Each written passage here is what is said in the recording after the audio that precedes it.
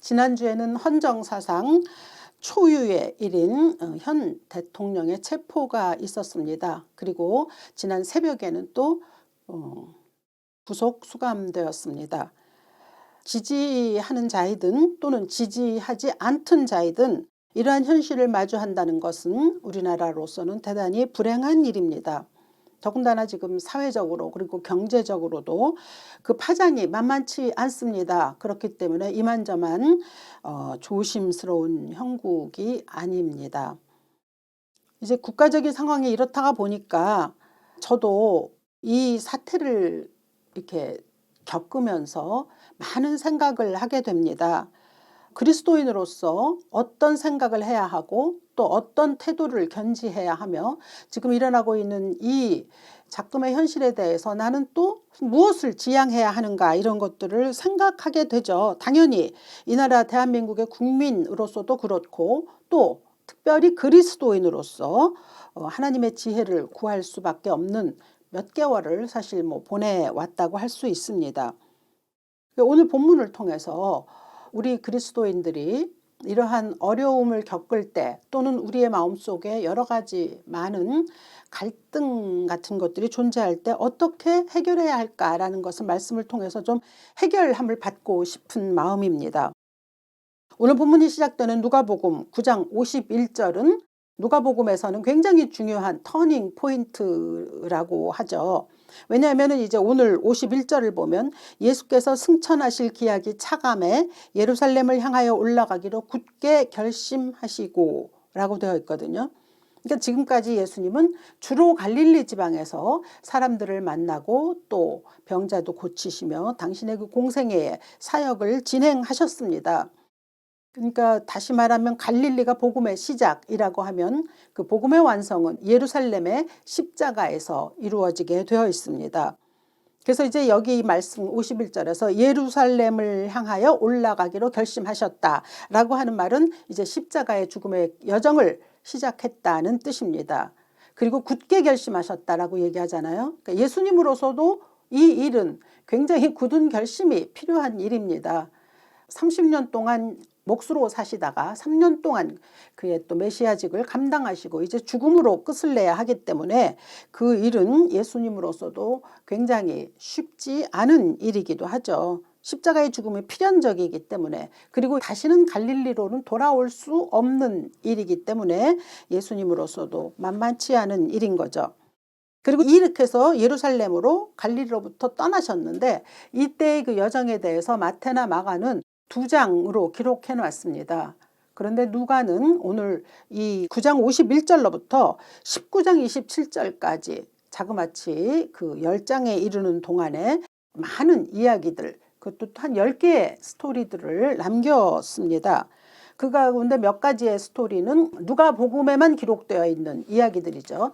그 이야기들은 굉장히 신학적이기는 하지만 지루하지 않고 또 우리로 하여금 여러 가지를 깨닫게 하는 그러한 이야기들입니다. 일상의 삶에서 예수께서 던져주신 말씀이기 때문에, 그래서 또 저는 누가복음을 좋아하기도 합니다만 재미도 있고 또 긴장감도 있고 우리로 하여금 신앙에 대해서 다시 한번 생각해 보게 하는 그런 말씀으로 구성이 되어 있습니다. 특별히 오늘 9장 51절에서 예수께서 예루살렘으로 가시는 도중에 가장 먼저 시작이 사마리아로 되어 있다라고 하는 점도 누가로서는 아마 의도하는 바가 있었을 것이라고 저는 그렇게 생각합니다. 그리고 그 누가만의 고유 기록 가운데서 선한 사마리아인의 이야기 또는 10명의 나병 환자 중에 예수께 돌아와서 감사함을 표했던 사람이 사마리아인이었다라고 누가가 기록하는 것으로 보아서는 누가는 확실히 그 사마리아와 그리고 또 이 유대인들, 예루살렘을 주축으로 살아가는 유대인들과의 사이에 있는 이런 갈등에 대해서도 우리에게 깨닫게 하고자 함이 분명히 있었다, 이제 이렇게 생각이 되는 것이죠. 그러니까 이제 예수님이 갈릴리에서 예루살렘으로 들어가려고 하면 일단 사마리아를 거쳐서 들어가는 이 길이 지름길이라고 알려져 있습니다. 그런데 사마리아 사람들이 예수님의 일행을 저지한 거죠.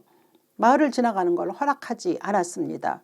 근데 그랬다는 것은 그들 사이의 갈등과 증오가 심했다는 것인데 제 나름의 역사적인 이유가 있죠. 사마리아는 북이스라엘의 수도였습니다.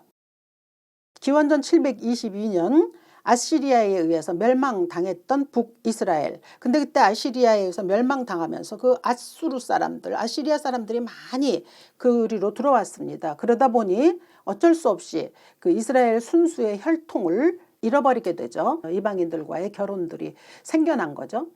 이스라엘 백성들은 혼합이라고 하는 걸 참 싫어합니다. 심지어는 직물이 혼합으로 여러 개로 되어 짜져 있는 직물로 된 옷까지 입지 않을 정도로 그렇게 뭔가 이렇게 순수성에 대해서는 굉장히 각별했었는데 그 순수 혈통이 무너졌다라는 것으로 인해서 이제 사마리아 사람들을 경멸하기 시작한 거죠. 그리고 또 아수르에서 멸망당하면서 그 아수르가 섬기던 신들이 다 들어왔을 거 아닙니까? 자연히 우상 숭배가 많아진 거죠. 그러니까 이런 우상 숭배 그리고 순수 혈통의 무너짐 이런 것들 때문에 저들 사이에서는 갈등이 시작된 거죠. 근데 거기서 또 끝나는 게 아니라 이제 후에 남유다는 또 바벨론에 의해서 포로되지 않았습니까? 그러다가 다시 이제 또 돌아왔죠. 그러고 난 다음에 예루살렘 성전을 재건하는데 그러면 벌써 그게 200년 이상의 시간이 흘렀거든요. 그러니까 이 사마리아 사람들이 예루살렘 성을 재건하는데 열심히 좀 또 그래도 힘을 보태면 좋은데 그것조차 방해했었습니다. 그러니 유대인들로서는 당연히 그들을 원수처럼 여길 수밖에 없었다는 것이죠. 그러니까 이제 예루살렘에서 예배를 드려야 하는데 성전이 그곳에 있으니까 그런데 그곳에서 예배를 드릴 수 없었기 때문에 결국은 어떻게 됩니까? 이제 이 사마리아 사람들은 자기 나름대로 또 성전을 마련한 거죠. 그것이 바로 그리심산입니다. 요한복음에 보면 수가성 우물가에 여인이 예수님과 대화하는 장면이 등장합니다. 사람들은 예루살렘에서 예배드린다고 유대인들은 그렇게 말하고 우리 사마리아 사람들은 아니 여기 그리심산에서 예배를 드리라 그러는데 어느 것이 옳습니까? 라고 그렇게 물었던 바로 그 그리심산이거든요. 그럴 때 예수께서 대답하셨죠. 여자여 내 말을 들으라. 이 산에서도 말고 예루살렘에서도 말고 너희가 아버지께 예배할 때가 이르리라. 하나님은 영이시니 예배하는 자가 신령과 진리로 예배할지니라 라고 말씀하셨거든요. 그러니까 이 말씀은 장소를 가지고 서로 고집하는 것이 마땅치 않다는 말씀이죠. 무슨 일이든지 본질을 볼 수 있어야 한다는 거거든요. 그러니까 적대와 증오심이 있잖아요. 사마리아인들이 예루살렘에 들어올 수도 없었거니와 들어와 있다 한들 그들 사이에서는 막 서로 미워하는 게 그냥 갈등이 팽배할 거 아닙니까? 근데 그럴 때 드려지는 예배 하나님이 받으실 수 없죠. 마태복음에도 있지 않습니까? 예물을 드리려고 했는데 형제간에 싸운 게 생각나거든. 그냥 두고 나가서 화해하고 다시 와서 예물을 드리라고 했거든요. 그러니까 하나님 앞에 예배를 드릴 때에 너희의 심령이 미움과 갈등과 증오로 가득 차 있다는 것은 옳지 않다는 말씀입니다. 그런데 아무튼 이 사마리아 사람들하고 또 유대인들 간에는 이 갈등이 굉장히 오랫동안 몇백 년 동안 지속이 되어서 예수님 당시에는 이미 이때는 이제 BC에서 AD로 넘어갔잖아요. 그때도 지속이 되어 있었던 거죠. 그래서 그 길로 들어가는 것조차 막았습니다. 거절당한 거잖아요. 그 길을 통해서 가면 빠른데 사마리아 사람들이 반대를 하니까 야고보와 요한이 화가 난 거죠. 그래서 말합니다. 54절 주여 우리가 불을 명하여 하늘로부터 내려 저들을 멸하라 하기를 원하시나이까. 근데 또 이렇게 말하는 데는 또 저들 나름의 이유가 있다고도 볼 수 있습니다. 그냥 좋게 봐서. 왜냐하면 열왕기하 1장 10절로부터 12절을 보면 그때 사마리아 사람들이 엘리야를 굉장히 무시했습니다. 그래가지고 그때 그렇게 무시하다 본즉슨 하늘에서 불이 내려와서 그때 사마리아 사람들이 죽임을 당한 적이 있었거든요. 그리고 또 엘리야라고 하면 자신들이 바로 얼마 전 그 변화산에서 엘리야와 모세를 만난 적이 있지 않습니까? 그러니까 변화산에서 엘리야를 본 적도 있고 하니 사마리아가 옛날 그 엘리야의 불을 사용해서 그렇게 심판을 당한 적이 있으니까 우리라고 사용하지 못하리란 법은 없겠지라는 생각이 있었을 것 같습니다. 그런데 그 야고보와 요한을 보면서 이런 일이 있을 수 있구나라는 것이 이제 좀 생각이 되는 거죠. 그 사마리아 사람들을 향하여 가지고 있었던 저들의 마음, 자기들이 거절당했기 때문에 폭발했던 그 증오 이런 것들을 좀 생각해 보는 거죠. 상대방으로부터 거절당하는 것에 익숙지 않죠. 보통 사람들이 그렇지 않습니까? 그래서 아무리 작은 거라도 거절당하고 또 노라고 하는 말을 들으면 그 마음에 섭섭함이 품어집니다. 그게 이제 우리 일상의 삶이나 인간관계에서도 자주자주 경험하는 일입니다. 그러면 이제 그 화로 변하기도 하고 이렇게 깊이 이렇게 마음속에 묻어두기도 하죠. 에베소서 4장 26절은 전합니다. 분을 내어도 죄를 짓지 말며 해가 지도록 분을 품지 말라. 근데 말씀이 아무리 이렇게 말씀을 해도 또 그리고 우리가 이런 말씀을 모르는 바 아니지만 이 분이라는 것은 참 오묘하게 우리의 마음속에서 작동해서 자꾸 품게 만듭니다. 그리고 또 증폭하게 만들죠. 근데 그런 말씀 이제 나중에 후에 신약에서 이런 말씀이 있었지만 제자들임에도 불구하고 분을 품는 정도가 아니지 않습니까? 불을 내려 저들을 멸하겠다라고 하는 거거든요. 굉장한 폭력성입니다. 그렇다면 이 제자들이 그렇게 폭력성을 나타낼 수 있는 것은 무엇에 기인했을까라고 하는 걸 한번 또 생각해 보지 않을 수가 없지 않습니까? 제자들은 얼마 전에 예수께로부터 권세와 능력을 부여받았습니다. 전도 여행을 가라고 했을 때 예수께서 귀신 쫓아내는 거, 병자 고치는 이런 권세를 그들에게 부여하셨습니다. 그래서 그들이 가는 곳마다 놀라운 일들을 체험했죠. 그래서 돌아와서 막 귀신 이제 그 말씀은 이제 10장에 나오긴 하지만 자기들이 경험했던 놀라운 일들을 막 얘기하거든요. 그러니까 자기들이 능력이 굉장하다는 걸 경험했거든요. 이제 그렇게 되면 문제는 뭐냐면 과신하게 되는 거죠.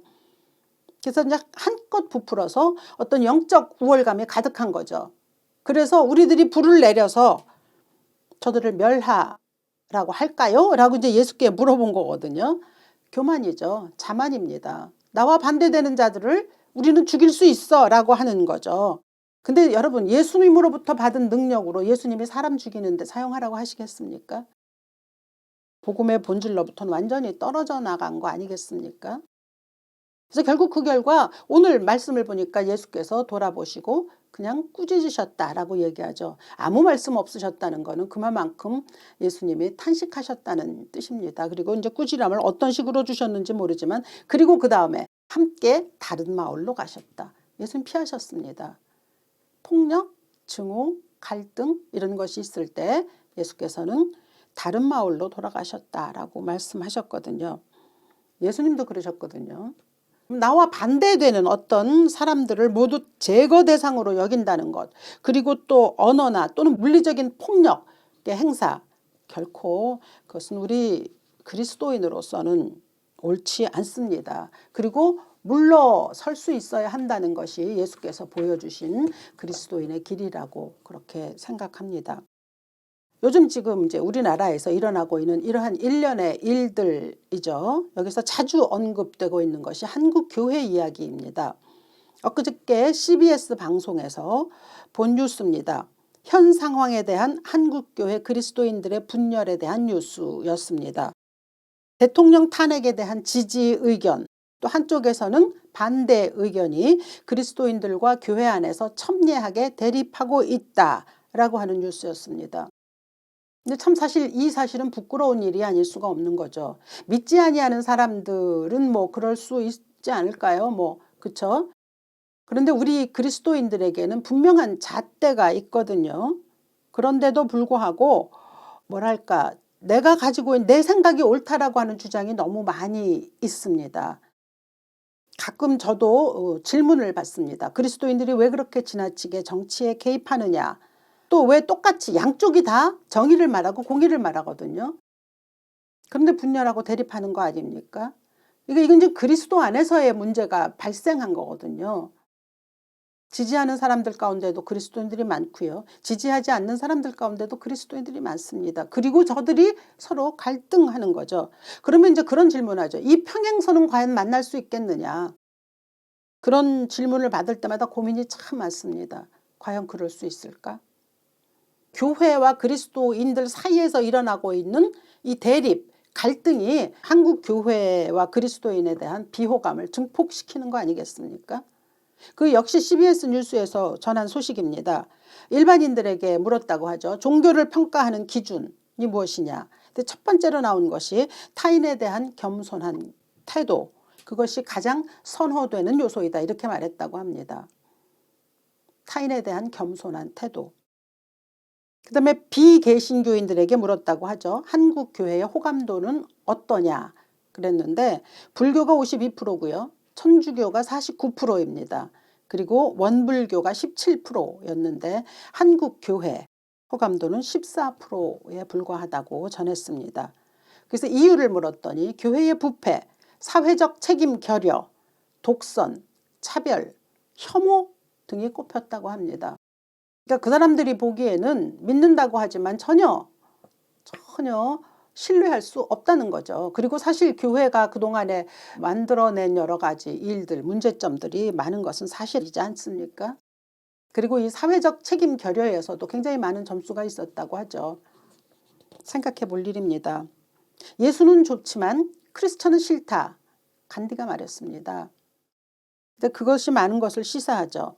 지금은 비신자들 사이에서 이런 말을 듣는데 제가 지금 오늘 말씀드리고자 하는 건 믿는 자들 사이에서 일어나고 있는 이 증오와 갈등의 벽입니다. 그러니까 참 이 작금의 현상이 너무 쓸쓸함을 자아내게 합니다. 그래서 많은 시간을 고민도 하고 또 생각도 하게 하죠. 우리가 정말 뭐 이쪽이든 저쪽이든 정말 예수를 잘 믿는다고 확신하고 있지 않겠습니까? 그런데 이 안에 갈등이 있다면 이건 잘못된 거 아니겠습니까? 그래서 우리가 이제 예수를 어떻게 믿고 있기에 이런 일이 일어나는가라고 하는 것을 이제 각자가 본문을 통해서 좀 찾아낼 수 있었으면 하는 바람에서 본문을 좀 더 찾아보겠습니다. 예수께서 이제 사마리아로 가지 아니하고 다른 여정을 통해서 가고 계시는데 사람들이 따라온 거죠. 한 사람이 와서 예수께 말합니다. 나는 예수님이 가시는 곳에 난 무작정 함께 가겠습니다. 그럴 때 예수께서 대답하신 말씀은 여우도 굴이 있고 공중에 새도 집이 있으되 인자는 머리 둘 곳이 없도다 라고 말씀하셨습니다. 그러니까 예수께서는 그가 왜 예수를 따라 어디든지 가겠다고 말했는지 그 속마음을 읽으신 거죠. 이게 사실 우리에게도 동일한 깨달음을 줍니다. 예수 믿는 것은 신자에겐 굉장히 특권입니다. 특권이긴 하지만 그것이 특권 의식으로 변질돼서는 안 되는 거죠. 이제 지금 이 사람이 예수를 믿으면 뭔가 축복과 특권이 이제 쏟아질 거라고 생각했던 것 같아요. 제가 예전에 이제 5명쯤 되는 친구들하고 점심을 먹을 때의 일이었습니다. 그중에 절에 다니는 한 친구가 그때 나머지 친구들은 다 교회를 다녔는데 이런 말을 했습니다. 요즘은 불교 신자가 왕따를 당하고 있어. 너네들 교회에 다니는 애들에게서 참 안하무인인 것 같은 모습을 보게 된다 라고 이렇게 말했습니다. 그러니까 듣기 싫다고 할 것이 아니라 한번 생각해 볼 필요가 있는 거죠. 교회가 세상으로부터 비호감이 된 데는 뭐 그럼요. 교회가 힘자랑하는데 분명히 교세자랑, 성도수 그리고 한때는 정말 교회가 막 많이 우후죽순 생겼고 성도들이 많았고 그러지 않았습니까? 그러니까 그것이 특별한 은혜라고 하는 오만함으로 가득했기 때문입니다. 그러니까 그 제자들 야고보와 요한이 가졌던 것과 비슷한 거죠. 우리의 믿음은 축복이고 특권이지만 그것은 낮아지는 데 있고 베푸는 데 있습니다. 그리고 겸손해지는 데 있는 것이죠. 그러니까 이 예수를 따라온 사람은 전혀 그 예수를 따르는 길이 무엇인지 몰랐죠. 이번에는 또 2사람이 있었는데 그들에겐 예수께서 먼저 손을 내미셨습니다. 예수님의 부르심은 간단하죠. 나를 따르라. 근데 이 간단하게 나를 따르라 라고 하는 게 모든 것을 다 포함하고 있습니다. 그렇기 때문에 나는 아버지의 장례를 끝내고 오겠습니다. 아내가 가서 가족에게 작별 인사를 좀 하고 오면 안 될까요? 라고 하는 이런 이야기들이 예수님으로부터는 다 부정당했습니다. 죽은 자들로 자기의 죽은 자들을 장사하게 하고 너는 가서 하나님의 나라를 전파하라. 손에 쟁기를 들고 뒤를 돌아보는 자는 하나님의 나라에 합당하지 않다라고 말씀하셨거든요. 굉장히 단호하죠. 이 세 종류의 언급에서 우리는 예수를 따르는 것이 어떤 것인지 발견할 수 있습니다. 장례도 그만두고 뭐 작별 인사도 그만두고 뭐 이런 이야기들이 조금 곡해되고 왜곡된 적이 있죠. 그래서 그저 그냥 세상 일보다 교회 일이 가장 우선하는 걸로 되어 있습니다. 그러니까 내가 교회 일을 하면 하나님이 내 일을 해주실 것이다 라고 하는 이런 논리가 굉장히 교회 안에 팽배했었죠. 근데 그 역시 사실은 교회의 성장에 따른 시행착오입니다. 내 일은 내가 합니다. 하나님의 일은 분명히 우리를 통해서 사람을 통해서 하시지만 그 일과 교회의 사역과 내 삶의 사역을 혼동하고 뒤죽박죽으로 만들지 않을 책임은 우리에게 있는 것이죠. 그게 이제 예수께서 말씀하신 그 수가성의 우물가 여인에게 주신 말씀하고도 같은 맥이죠. 예배를 드릴 때 장소가 문제가 아니고 신령과 진리가 문제이듯이 죽은 자로 죽은 자를 장세하게 하고 가서 이제 이러한 모든 것을 하지 않고 나를 따르라고 하셨을 때는 그 따른다라고 하는 것의 본질이 무엇인지에 대해서 집중하라는 거죠. 그리고 그것은 분명히 생명과 관련되어 있습니다. 욕심, 열정 이런 거 가지고 달려들 게 아니고 과연 이 길은 생명의 길이냐 아니냐, 십자가의 길이냐 아니냐, 이것이 가장 중요하다는 걸 말씀하시는 거거든요. 가끔 또 이런 말씀도 듣습니다. 세상에서 이렇게 승승장구하고 이렇게 형통하는 자들, 또 목사 중에도 그런 사람들 많이 있습니다. 많은 퇴직금을 받고 또 집도 얻고 뭐 여러 가지 많은 것을 얻는 사람들을 보면서 교인들이 그렇게 말합니다. 이거 다 하나님이 주시는 축복 아닙니까? 라고 말할 때 있거든요. 참 뭐라고 드릴 말씀은 없습니다만 그때 만약에 그걸 축복이라고 생각한다면 그것은 자신을 위해 주신 것이 아니라는 것을 알아야 되죠. 하나님이 우리에게 뭔가 축복을 주셨다면, 더 많은 무언가를 허락하셨다면 그것은 남을 위해서 사용하라고 주신 것뿐입니다. 그래서 나누어져야 하는 거죠. 그것을 내가 가지고 있다면 아무 소용없습니다. 누가복음 12장 16절에 한 부자 비유가 나오지 않습니까? 쌓을 곳이 없도록 곡식 소출이 풍성했습니다. 그러자 그 곡간을 헐고 더 크게 지었습니다. 그리고 스스로 만족했습니다. 야, 이제 내가 평안히 쉬고 먹고 마시고 즐거워하자. 그럴 때 예수께서 말씀하셨거든요. 자기를 위해 재물을 쌓아두고 하나님께 부여하지 못한 어리석은 자라고 그렇게 말씀하셨습니다. 그러니까 우리가 축복을 받았을 때 나에게만 부여하다면 그것은 어리석은 자라고 하는 책망 앞에 설 수밖에 없습니다. 그런가 하면 반면 또한 예수께서 우리에게 말씀하시는 것 중에 우리가 꼭 깨달아야 할 것은 우리에게는 주시지 않은 것이 있습니다. 그것이 바로 다른 일을 심판하거나 또는 저주하거나 하는 일들입니다. 지금 야고보와 요한이 사마리아 사람들에게 불을 내려 죽게 하겠다. 자신들의 권한 밖의 일입니다. 생사는 하나님께 달려 있습니다. 그래서 우리에게 허락된 것은 무엇이죠?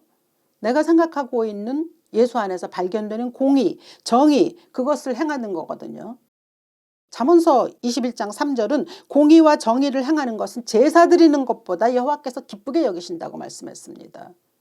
그러니까 뭐 예배를 드린다, 교회를 간다, 이러고 난리 법석을 떠는 것보다는 내 삶에서 정의와 공의가 어떻게 이루어지는가에 대해서 좀 더 묵상할 필요가 있다는 것이죠. 그럼에도 불구하고 우리 속에 질투가 있고 시기가 있지 않습니까? 깊은 본성 속에 그저 그냥 나와 맞지 않는 사람들을 무너뜨리려고 하는 이런 사탄의 계략이 항상 존재하거든요. 오늘 본문 앞에서 보면 그 앞에서도 이제 어떤 사람들이 아마 귀신을 쫓았던 모양입니다. 근데 제자들이 그걸 봤어요. 그리고는 그들에게 가서 얘기했습니다. 너희는 우리와 함께하는 자들이 아니잖아? 그런데 왜 귀신을 쫓아? 앞으로 이런 일 하지 마 라고 금했거든요. 그러니까 이런 걸 보면 참 저들의 오만과 교만이 그대로 보입니다. 그랬을 때 예수께서 말씀하셨습니다. 그렇게 하지 말라고. 금하지 말라. 너희를 반대하지 않는 자는 너희를 위하는 자니라. 그러니까 너희의 생각을 좀 넓히라는 거죠. 그렇게 좁게 막 편견을 가지고 대하지 말고 누구라도 생명을 살리는 일에는 다 앞장설 수 있어야 한다는 걸 얘기하는 거죠. 그런데도 내 편을 가른다는 거예요. 그것이 사실 오늘날의 정치 지형에 그리스도인들 사이에서 그대로 드러나 있습니다. 그래서 저는 오늘 여러분들에게 호소합니다. 일단 멈추어야 합니다. 서로를 향한 갈등, 또 적대심, 내가 옳고 내가 틀리다라고 하는 이것으로부터 멈춰야 합니다. 나랑 조금 다르다고 해서 그 부분에 대해서 마음을 닫는 일도 금해야 합니다. 심판은 하나님의 손에 달려 있고요. 모든 일들은 하나님이 하십니다. 사실 지금 한국교회의 이런 분열을 보면서 비그리스도인들이 왜 자기네들끼리 저렇게 싸우는 거야? 라고 이렇게 손가락질 하고 있다는 거 아시지 않습니까? 이게 얼마나 부끄러운 일입니까? 분쟁과 나뉨으로 가득했던 고린도 교회를 향해서 바울이 고린도전서 1장 13절에서 이렇게 말합니다. 그리스도께서 어찌 아니었느냐? 바울이 너희를 위하여 십자가에 못 박혔으며 바울의 이름으로 너희가 세례를 받았느냐고 탄식하며 외쳤습니다. 우리 역시 예수 그리스도를 구세주로 모신 그리스도인들입니다. 물론 각자의 성향도 다를 수 있고 생각도 다를 수 있습니다. 지지하는 사람도 다를 수 있습니다. 그러나 우리 안에 끊임없이 갈등을 부추기고 증오를 만들려고 하는 사단의 세력이 분명히 있으니 그것을 직시할 수 있어야 합니다. 이게 보통 살다 보면요, 막 내가 그 안에 이렇게 몰입해 있으면 객관적이 되지 못합니다. 한 발 물러서야 하죠. 그래야 조금 객관적으로 사물, 사건, 사람을 바라볼 수 있습니다. 그래서 지금 필요한 것은 우리 그리스도인들이 나 스스로 예수 앞에 설 수 있는 단독의 시간 그리고 공간이 필요하죠. 그러니까 우리의 마음을 막 자극적으로 만드는 유튜브 멀리 하십시오. 이제 그만 보십시오. 이제는 내가 스스로 말씀 안에서 내가 이걸 어떻게 이 시대의 지형을 살아갈 것인가. 이 시대에 일어나고 있는 이러한 속에서 나는 또 어떻게 모든 일들을 행사할 것인가. 이 세상에는 내가 원하는 대로만 이루어지지 않습니다. 그럴 때 그렇다면 이 안에서 예수께서 원하시는 일들은 어떻게 이루어 가실 건가를 바라볼 수 있는 그런 영안이 우리에게 열려야 할 것입니다. 그렇죠. 예수님이 원하시는 방식을 기도해야 하는 것이 이 시대에 우리 그리스도인들이 가지고 있는 최선의 임무라고 생각합니다. 지금 이 갈릴리에서 예루살렘으로 올라가는 길, 예수께서 죽음으로 가시는 길이거든요. 근데 그 여정에 몸으로는 동참하고 있지만 참뜻을 전혀 몰랐던 이 제자들, 그 제자들은 어떻습니까? 지금 죽음을 앞둔 아버지 앞에서 재산 타령하는 그런 철딱선이 없는 그런 자녀들처럼 보입니다. 우리 그리스도인들이 그래서는 안 될 거라고 믿습니다. 그리고 또 그 여정에 그저 생각 없이 따라와서 예수 믿으면 뭔가 내가 호의를 또 권력을 축복을 누릴 것이라고 생각했었던 그러한 사람들은 되지 않아야 할 것입니다. 지금 이 시대에 아직도 소용돌이가 끊임없이 일어나고 있습니다. 지금 이 시기에 예수께서 와서 계시고 계신다면 과연 뭐라고 하실까? 이 질문에 스스로 대답을 찾아보실 수 있기를 이 아침 주 예수의 이름으로 간절히 축원합니다. 살아계신 아버지, 참으로 지금 우리나라는 혼란 속에 있고 갈등 속에 있습니다.